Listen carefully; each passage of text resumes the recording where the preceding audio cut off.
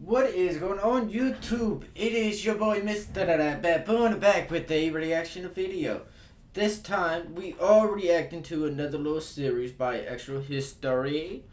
And this one is Vlad the Impaler, Son of the Dragon. Extra History. This is number 1. This is episode 1 for it out of 5. 1 out of 5. So, we're going to react to this. We're going to learn about Vlad. I love learning about Vlad. I remember first time hearing about him was on Deadliest Warrior, I do believe. And he was just so cool. Just so cool. Very barbaric though. And we're gonna find out why. If you guys don't know anything about Vlad the Impaler, make sure you guys hit that like button so that way we're ready for the little series on him.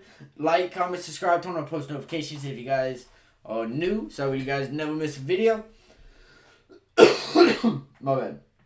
And I will say, these videos, especially this one, I'm gonna be hitting my bong in, so it might get age restricted. It might. We don't know. Most likely will.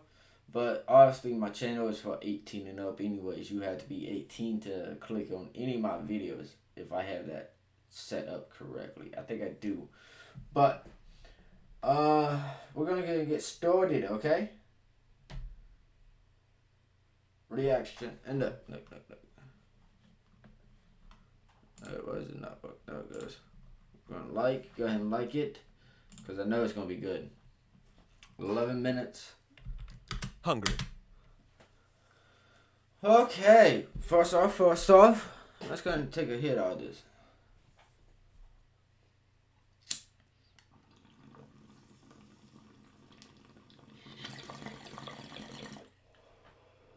Fresh out the shower.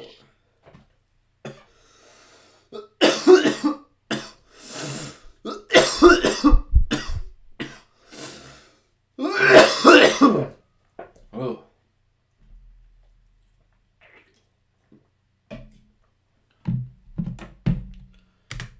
1474. The artist's hands shake as he sets up his easel and paints. Across from him sits a man infamous throughout the land. Some call him a hero, the only man willing to defend Eastern Europe from the armies of the Ottoman Sultan, while others say he's a monster, a fiend, who impales men, women, and children on long spikes and feasts beneath their jerking corpses. And according to one story, he dips his bread in the warm blood that splatters his plate. This legend in front of the artist has a face that matches the stories. A sharp nose, heavy eyebrows, and bulging green eyes. For over a decade, the man has been a captive here. But soon, he'll be unleashed again. Vlad the Third, son of the dragon, Dracula. Yep. Well, Vlad is just so cool to learn about. I don't know about anyone Thanks so else, much to but Morning Brew for helping bring to this history me, learning about Vlad is pretty cool. Learn about him, like I said, back when Deadliest Warrior was a thing and he was on the episode. I don't remember which episode or who he was going against. Hopefully someone in the comments can help me with that. But, since then, to me, he's been an interesting person to learn about. Hopefully I'm speaking clear so you might see me. Welcome, friends. Wow, that's Today, pretty cool. we will be discussing Vlad the Impaler, a.k.a. Dracula, a 15th century Romanian ruler who... Vlad, I'm doing a bit. All right. Take the fangs out. They kind of hurt anyway. Actually, it's for the best. Because as fun as it is to make vampire jokes, the true story of Vlad the Impaler is actually more interesting, revealing, and dare I say bloody, than the literary counterpart that stole his name. Vlad III, later known as the Impaler, is by far the most famous Romanian historical figure. He doesn't get but that he's name famous in a strange sense.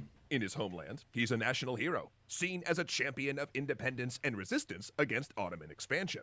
But outside Romania, he's mostly perceived as the psychopath and sadist that inspired Bram Stoker's Dracula.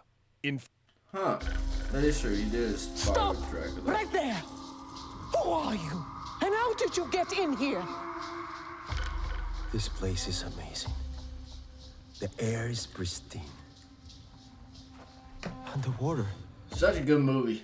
If you guys haven't seen it, it's word on of his Disney violent Plus. deeds So good. spread even during his lifetime, as printmakers in Germany churned out exaggerated or invented stories about him. In Vlad other words, drinks blood. centuries before Stoker's birth, Vlad's story was already intertwined with myth, which makes him difficult to talk about. So just to state this up front, our plan with this series is to first discuss the historical Vlad, and then do a separate episode on the complex legacy of his memory, where yes, we promise we'll talk about all the Dracula stuff. Because actually, Dracula is Rob's favorite classic novel. So if you ever wanted us to do a special, I don't know, let's call it a extra literature on the book sometime in the future, let us know in the comments, and we'll see what we can do. I mean, But okay, that'd be back pretty to history. I can't To lie. understand Vlad the Man, we have to go back to the time of his father, Vlad II, known Vlad as the Dracul, or the Dragon. Vlad Dracul got that name after Sigismund, king of Hungary, and later the Holy Roman Emperor, made him a member of the Order of the Dragon, a chivalric order that vowed to defend Eastern Europe from the Ottoman Empire. These two, they were close. See, Vlad II grew up as a hostage at Sigismund's court. A common practice then, which was half like going to boarding school and half like, well, being a hostage. Vlad's father, the ruling prince of Wallachia, had agreed to be a vassal of the Hungarian king.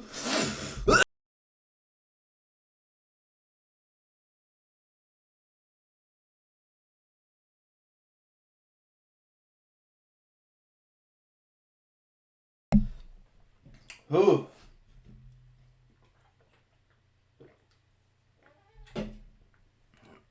With Vlad living within decapitating distance of the Hungarian throne to keep his father honest, i.e., betray me and I kill your kid. Yet Sigismund was pretty chummy with Vlad, educating him and showing him favor. Because Sigismund's ideal outcome wasn't for Vlad to die, it was for him to succeed his father and rule Wallachia as a close ally of Hungary. But why? Hungary, much larger than it is today, put so much effort into controlling a relatively small principality. Well, as they say in real estate, location, location, location. Wallachia was, essentially, the buffer zone for a major conflict brewing in Eastern Europe. The expansionist Ottoman Empire had rolled over the Balkans, and the then powerful Kingdom of Hungary wanted a friendly ruler in Wallachia to keep it free of Ottoman control and the famous Ottoman janissaries off Hungary's borders. But the throne of Wallachia was a bit of a mess, and keeping anyone on it was a big project.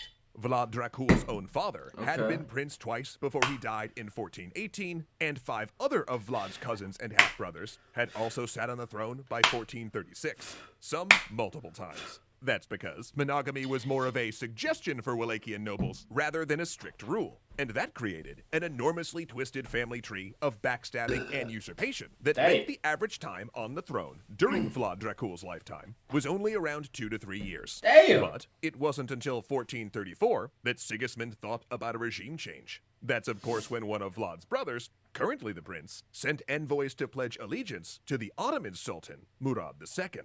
In response, Sigismund gave Vlad a bunch of money to raise an army of exiled Wallachian boyars, basically the noble class, to seize the throne. He succeeded in 1436, mostly because his brother died of an illness, and Vlad's first act was to cancel the unratified treaty his predecessor had drew up with the Ottomans. Then, 2 things happened. First, the Ottomans invaded in response. Then, a month later, Sigismund died, triggering a Hungarian internal crisis that meant Wallachia wasn't going to be getting any of its promised military aid. So, Vlad Dracul decided to forego that whole Order of the Dragon, Battle the Turks thing, pledged fealty to Murad II, and guided an Ottoman army into Hungary. But that Ottoman force was defeated, leaving the Hungarians furious with Vlad. See, the problem that would bedevil Vlad, and his son Dracula as well, was that Wallachia was a small country between big powers, and siding with one invited the other to either attack him militarily or to try to put another relative on the Wallachian throne. In 1442, Vlad took a meeting with John Hunyadi, a Hungarian vassal and Prince of Transylvania. Remember him, he's important. Who convinced Vlad to withdraw his support to a planned Ottoman invasion of Transylvania. Vlad, hoping to stay neutral, didn't join the invasion, but did let Murad's forces cross Wallachia to attack Hunyadi.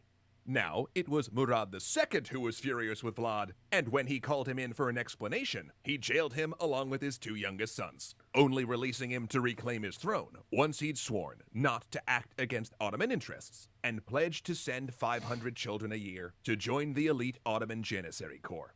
But when he was released from Ottoman custody, he left a few things behind. Namely, his 11-year-old son Vlad III, known by his preferred honorific of Dracula, or Son of the Dragon. Oh, that's right. Just like Daddy Dragon got ditched as a hostage at Sigismund's court, this little dragon got left as a hostage with the Ottomans, Shit. along with his brother Radu, who was around 7. And these two brothers couldn't have been more different. Radu got along just fine at the Ottoman court. He was charming, intelligent, and good-looking, eventually even earning the title Radu the Handsome. He befriended the Sultan's son Mehmed II, and his studies in Turkish, the Quran, logic, mathematics, and philosophy flourished. Vlad, on the other hand, didn't get on so well. Neither charming nor handsome, he got none of the fawning attention Radu received, and his defiant attitude meant he regularly felt the lash of a tutor's whip. Yet while they were generally well treated, they were also in danger. A fact brought home when the brothers saw 2 boys, fellow Eastern European hostages, blinded with red-hot irons as punishment for communicating with their father. As always, Vlad's bulging green eyes saw everything. He saw the Ottoman court, memorizing its functions and ways. He observed military drills close up and was raised along with Mehmed, gaining first-hand knowledge of a future enemy. He observed the terror tactics the Ottoman states used to keep vassals and populations in line, and he learned another hard lesson, that politics wasn't personal. Betraying your family was okay if it gave you more power. Then one day, a messenger arrived, saying that Vlad and Radu's privileges were being stripped. They would now live in harsher conditions, separated from the court. For it seems their father, the dragon, knowing it would mean the death of his sons, had joined John Hunyadi in a crusade to eject the Ottomans from Europe, which didn't go very well.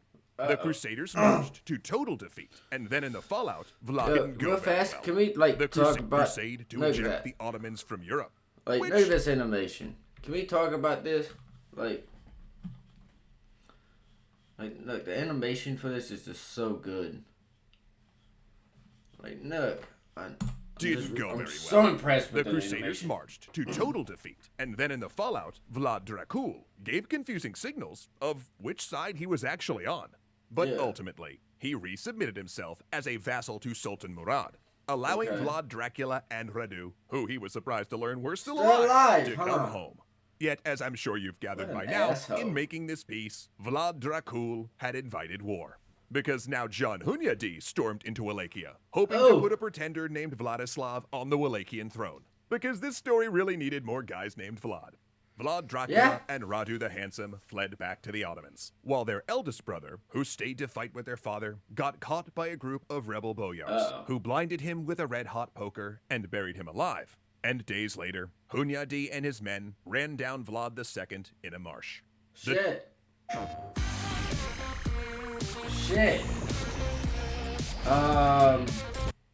The dragon was dead, his throne given to a pretender, which meant that now, Okay, I'm starting to see why he has some hatred towards a lot of people.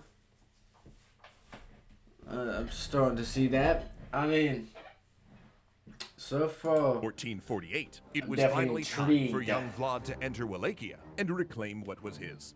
So with military support from the Ottoman Sultan, the son of the dragon marched to his revenge. And Dracula was unleashed. Look at this animation. Ooh, now that's an eye-catching headline. One that would be right at home with the sponsor of today's episode, Morning Brew. If you well, that's gonna do it for this video. Let's see. I think I already liked it, right? Yeah. Yep, bang. Yogo. Okay. I mean, I'm excited for it. I can't wait to learn about this. We're going to turn on notifications for you too. But I'm excited about this. Let me know what you guys think about this series about Vlad the Impaler. Ooh. I'm excited. I'm going to get episode 2 going. I'll probably smoking that one too. Let's see. Make sure you guys like, comment, subscribe, turn on post notifications. Ugh. I'll see you guys in the next video. Positivity is key. Motivation is key. Happiness is key. I will see you guys in the next video. You guys stay safe. All that good stuff. Watch out for each other. I'll see you guys in the next one.